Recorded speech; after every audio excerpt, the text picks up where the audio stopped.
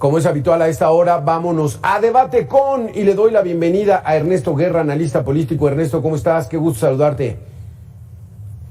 Buena tarde, Alberto. Muy bien, a tus órdenes. Estaremos equivocados de que uno de los sellos de esta administración va a ser eso.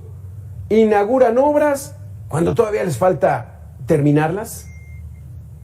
No, tienes toda la razón. La verdad es que el sello característico de este gobierno ha sido estas megaobras, estos proyectos transeccionales, porque hay que decirlo muy claro, van a dejar amarrado en términos presupuestales, financieros, a quien gane la presidencia de nuestro país el siguiente año, Alberto. Y esto ha sido una constante, una cuestión que este gobierno ha hecho una y otra vez, pero bien lo decías tú y tu reportero, es característico, pero ya no nos sorprende. Sí vamos a ver qué va a entregar el viernes, porque acuérdate, para ti, para el auditorio, que esta megafarmacia, lo primero que intentaba hacer era romper esto que él ha llamado los nichos de corrupción, ¿no? Esta forma en que estaban operando y que eran a través de licitaciones, donde él decía que estaban ahí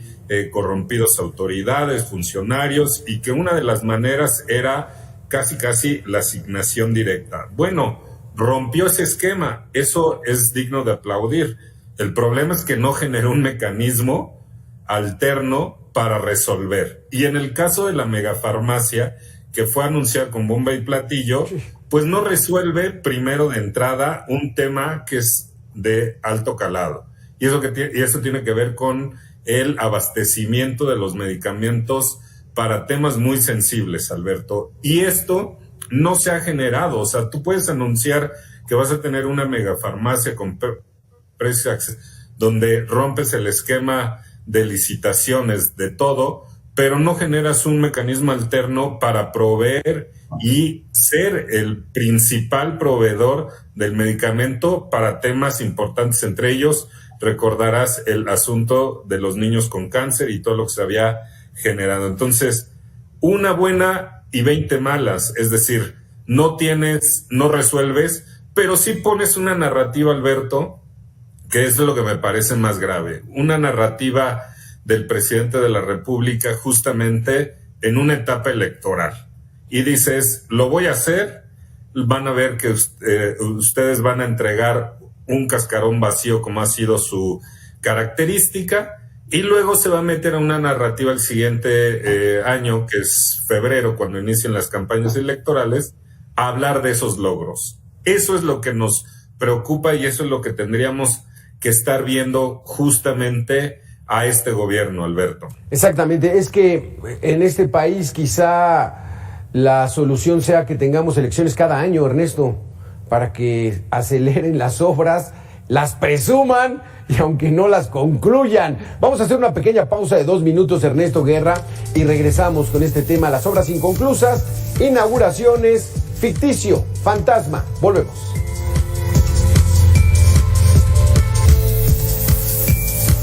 Ernesto Guerra, le damos la bienvenida a Quique Mireles, consultor político. Quique, de entrada el presidente en febrero pasado dijo, dejar obras inconclusas representa dejar un tiradero el dinero del pueblo de México, por lo que planteó que eso no lo haría.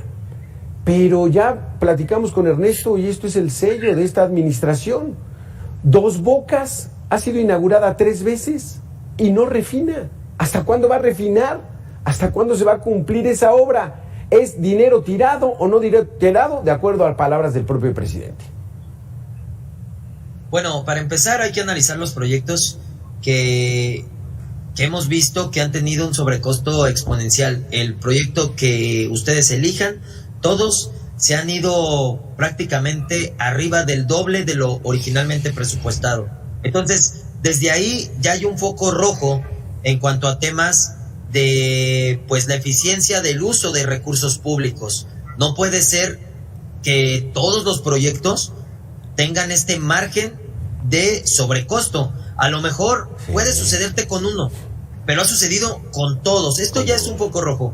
Y lo segundo es pues tendríamos que preguntarle al presidente que nos defina qué es dejar inconcluso, porque como bien lo has comentado y como bien lo comentó el buen Ernesto, han inaugurado sin estar concluido. Entonces, si para ellos esto es terminar, pues entonces tendríamos que primero definir, ¿no?, qué es lo que ellos están teniendo en consideración, porque esto, a lo que a todos luces es una obra inconclusa, ellos le dan carpetazo al momento de decir ya se inauguró. Ese es un tema muy importante. No cuadra, ¿no? Ese es un tema muy importante, Quique y Ernesto, porque no solamente están inconclusas en cuanto al servicio que van a ofrecer, sino al presupuesto. Nos dijeron, Quique, que la refinería de Dos Bocas en Tabasco iba a costar $8,000 millones, que son unos 140,000 millones de pesos. Eso fue el presupuesto inicial. ¿En cuánto va? No sabemos si ya llegó a 16,000 millones o 18,000. ¿Cuánto? Más de 20,000 millones de dólares. Más del doble. Pero eso no es lo peor. Lo peor ha sido pues las argumentaciones del por qué.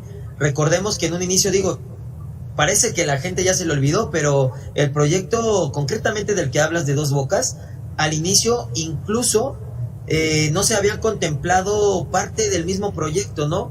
Algunas máquinas, alguna parte de las bombas para el tema de la transportación del combustible. O sea, ni siquiera se había hecho un proyecto profesional. Incluso a la gente ya se le olvidó, pero la secretaria en ese entonces, la secretaria Rocío Nale, viajó incluso a ver refinerías en otros países, en otras partes del mundo, para copiar el modelo de construcción de estas mismas, y regresaron para presentar proyectos inconclusos. Sería bueno que volviéramos a recordar todas estas cuestiones desde ahí, desde el inicio en que un proyecto se presentó con un presupuesto y el proyecto ni siquiera estaba al 100%, desde ahí te dabas cuenta lo que iba a venir, ¿no?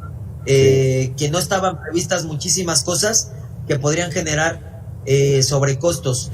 Y el problema, pues después ya vienen saliendo otras cuestiones, como son el tema de las contrataciones, el tema de proveedores, el tema de costos, el tema de que han sido muchas adjudicaciones directas.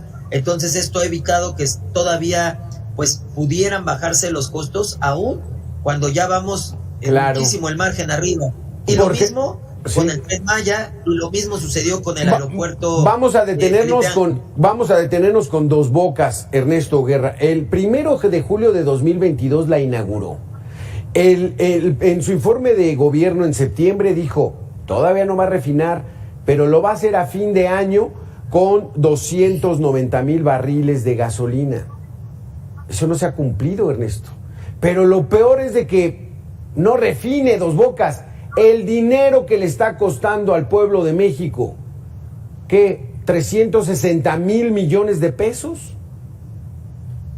Y eso es aproximado, Alberto. El gran problema, no solo lo decía bien Quique Mireles, el tema de sobrecostos. Aquí lo que nos preocupa verdaderamente es la opacidad con la que se han utilizado la gran cantidad de recursos y que hoy por hoy no sabemos porque no está reflejado. Acuérdate que es importante que la Auditoría Superior de la Federación nos muestre con total claridad cuál es el presupuesto, pero lo hemos visto en las programaciones, como por ejemplo este año, colgó la ley de ingresos y egresos para lo que se va a gastar el próximo año el gobierno de Andrés Manuel López Obrador, y te das cuenta que se sigue quedando ahí sin una cuestión con claridad toda la cantidad de recursos y de las partidas de donde se generan esos recursos, por lo cual no sabemos, como no supimos con el AIFA, el tema de cuánto costó. O sea, hay una terrible opacidad que por eso no le gusta el tema del INE justamente a este gobierno, porque los han obligado justamente a hacer públicos este tipo de cuestiones. Lo vimos con los medicamentos, cuando el INAI les dijo, publiquen lo que se tenga, y eso es lo que le lastimó. Y hoy justamente, cuando se están a debate los órganos autónomos como ellos, pues lo que dicen es no sirve para nada. Y no sirve porque justamente están obligando a saber realmente lo que se está costando estas obras. 1, están inconclusas. 2, hay gran opacidad. 3, lo meten en un periodo de elecciones justamente con un tema evidentemente electorero que tiene que además el INE ya le dijo que estaba prohibido meter este tipo de cosas en una contienda electoral. Y 4, lo más preocupante, ¿cuánto, Alberto, Quique, se están gastando de recursos que hoy por hoy no sabemos? Y lo más grave, dejará evidentemente a quien gane la presidencia de la República con las manos atadas para este tipo de megaobras inconclusas y que ahí van a estar. Y terminaría diciendo, para lo que tiene que ver con justamente el Tren Maya y estos mega 7 proyectos que anunció en términos ferroviarios, evidentemente tenía ahí un tema importante, concesiones privadas. Y si no hay concesiones privadas, ¿quién creen que lo van a manejar? Pues la Sedena y evidentemente la Marina. Ahí está otro de los grandes temas. Sí, sí está grave este asunto, Quique Mireles, sobre todo por el dinero, y el propio presidente lo dice. Y cuando él lo dice, es porque así lo va a aplicar, y es ahí donde viene la preocupación. Una obra inconclusa, dijo en septiembre pasado, significa dejar dinero del presupuesto, que es dinero del pueblo, tirado, y no se puede actuar de manera irresponsable. Híjole, así lo declaró, y así lo está haciendo Quique Mireles. Bueno, Ernesto Guerra, vamos a hacer una pequeña pausa de 2 minutos, Quique, y regresamos con tu respuesta en este asunto. Volvemos en 2 minutos. Descubre México. Quique Mireles, déjame citar nuevamente al presidente que dijo su declaración ahora en septiembre. Una obra inconclusa significa dejar dinero del presupuesto, que es dinero del pueblo, tirado. Lo que está diciendo, lo está haciendo, Quique. Sí, bueno, aquí recordemos también lo que sucedió con el aeropuerto, el proyecto del aeropuerto de Texcoco, donde pues prácticamente también hubo un derroche importante de recurso público. También pareciera que ya se olvidó, pero también ahí hubo una decisión irresponsable en el tema de derroche de gasto público, que al final de cuentas la justificación fue el tema de posible corrupción que nunca se probó. Exacto. Y corrupción por la que no hay ninguna sola persona en la cárcel. Entonces, la justificación pues no trascendió, y o una de dos, o no existía esta corrupción y fue muy grave que se derrocharan recursos para la cancelación del aeropuerto, o sí existía y se dejó en la impunidad. Las dos cuestiones son igual de graves. Hay una peor, Quique, hay que pagarle los bonos a los inversionistas. O sea, digamos, sí, cancela el proyecto de Texcoco, lo cancela, pues dice uno, bueno, quedan ahí los fierros. No, hay que pagarle 130,000 millones de pesos a los poseedores de los bonos. No, a eso me refiero con un derroche innecesario de recursos, porque, bueno, ya han sido varios especialistas y analistas, incluso creo que en este programa se ha comentado, el mismo Ernesto, se han hecho proyecciones que pues decían que era más barato continuar con la construcción del aeropuerto y que a largo plazo hubiera sido más redituable continuar con este proyecto, independiente de si se hubiera seguido el aeropuerto de Felipe Ángeles, ¿no? El aeropuerto Felipe Ángeles. En estos momentos tal vez tendríamos 2 nuevos aeropuertos, pues porque sí, seguramente el AIFA hubiera seguido, y tal vez este proyecto sí hubiera logrado pues el objetivo original, que era el de pues despresurizar la carga del aeropuerto internacional de la Ciudad de México. Y otra cuestión que creo que es muy importante que comentaste es que los proyectos los están tomando a cargo la Marina, la Sedena, la Administración, y no es que haya algo en contra de estas instituciones, sino que son instituciones creadas para otros fines. La Sedena y la Marina no son creadas para la administración aeroportuaria, no son creadas para la administración de trenes, etcétera, etcétera, mucho menos son instituciones creadas para pues establecer modelos o proyectos de negocio, o incluso ya ni de negocio, que sean autosustentables o redituables, ¿no? en estos casos pues hemos visto que desgraciadamente proyectos tanto que se han construido por la Sedena y la administración ha sido de la misma Sedena como es el AIFA, como proyectos en los que ha llegado la Marina a únicamente administrar, como es el Aeropuerto Internacional de la Ciudad de México, pues han sido rotundos fracasos en este sentido, y no es la culpa de estas instituciones, la culpa es de quien pone a estas instituciones a hacer tareas por las que no fueron creadas y que evidentemente no tienen una expertise para ello. O sea, porque aquí hay que decirle... El aeropuerto internacional no lo construyó la Marina. Exacto. Lo administra y lo administra mal, pero no es la función de la Marina. Creo que la culpa pero es... si hay una culpa, Quique. Adelante, Ernesto. Pero si hay una culpa, Quique, o sea, yo estoy de acuerdo contigo en tu análisis. Evidentemente, estas instituciones que además tienen un alto prestigio para la función para la cual fueron creadas, ¿no? Están hoy aceptando este tipo de proyectos. Lo vimos con la aerolínea ya del bienestar y esta situación que ha manejado.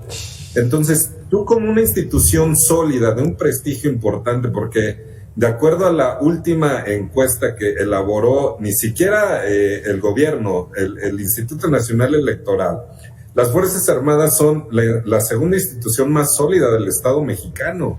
Entonces tienen un alto prestigio, pero si tú aceptas una serie de tareas a las cuales no estás diseñado, pues tú no tienes la culpa. La culpa es en aceptarla, en decir sí puedo. ¿Cómo vas a administrar vías férreas en este proyecto que, por cierto, publicó a bola de decretazo otra vez Andrés Manuel López Obrador, para darle 7 tramos de vías férreas muy interesantes, que en cualquier otro país, Quique, Alberto, hubieran sido bienvenidas, porque estás haciendo un sólido proyecto, si la hubieras terminado, si no hables de concesiones privadas, o si no hablas de que estén manejadas por las Fuerzas Armadas. ¿Sí me explico? O sea, tiene un alto valor en términos, a lo mejor, de economía, pero no en términos ni sociales, ni políticos, ni de administración. Opacidad, que lo controlen las fuerzas aéreas, las fuerzas militares, perdón, y evidentemente sin una expertise de claridad de cuánto llevas invertido como gobierno. Y lo peor es que se lo vas a dejar a quien gane la siguiente presidencia de nuestro país. Ya sea, si es la candidata, digamos, del oficialismo, pues han manifestado justamente su continuidad en estas mega segundo piso de naciones. Pero si no es ella, evidentemente vas a dejar a una oposición muy atada de las manos financiera y presupuestalmente hablando. No, esto está terrible porque fue el AIFA, Dos Bocas, Tren Maya, el Tren Maya... No, para diciembre, no, ya está, nada más está inaugurado un tramo. Y el Tren Maya, 514 mil millones de pesos el chistecito. ¿Por qué chistecito? Pues bueno, pues es para el turismo. Dicen que va a detonar a la región.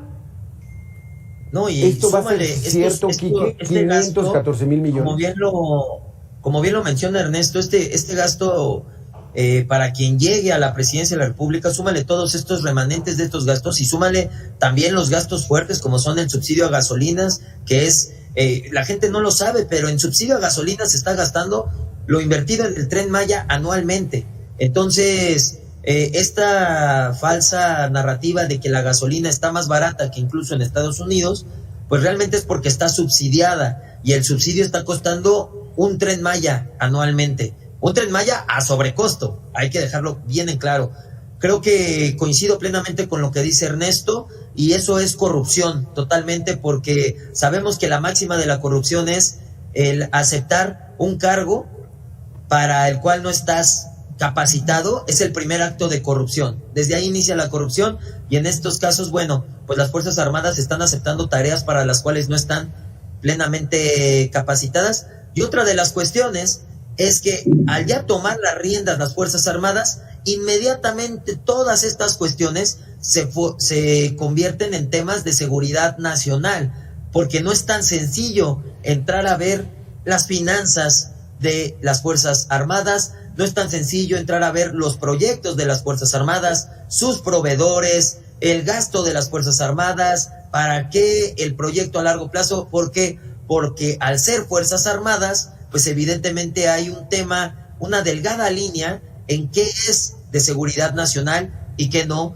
y pues evidentemente de esto se está aprovechando actualmente el oficialismo para que ahí vayan a parar pues los proyectos en los cuales claramente hay muchas dudas sobre el ejercicio de recursos, y no solamente para en los que has nombrado, porque también recordemos que también entregó el tema del control de los puertos, de las aduanas también y demás aeropuertos a las fuerzas militares. Entonces esto amplifica este problema y también el control y poder político que ahora tiene el ejército, ¿no?